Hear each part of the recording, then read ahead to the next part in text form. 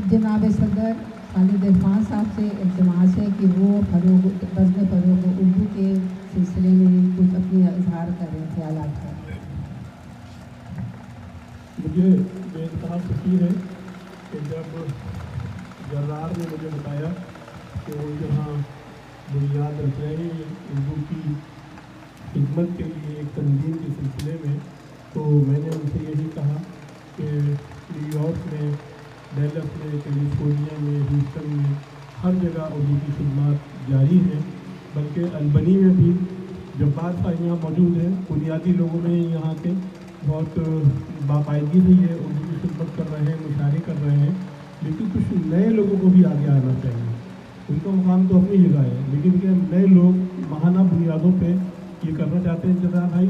تو میں ان کی حوصلہ افزائی کرتا ہوں، اور جو بھی خدمت ہو سکے گی میں حاضر ہوں۔ یہاں کے لوگوں سے بھی مجھے امید ہے کہ بڑھ چڑھ کے اس میں حصہ لیں گے، کیونکہ یہ ہمارا کسی کا ذاتی کام نہیں ہے، یہ ہماری اپنی ثقافت ہے جس کو ہم آگے بڑھانا چاہتے ہیں۔ میں اس سلسلے میں جرار کو اور ان کے جو رفقائے ہیں ان کو مبارکباد پیش کرتا ہوں۔ بہت بہت شکریہ جناب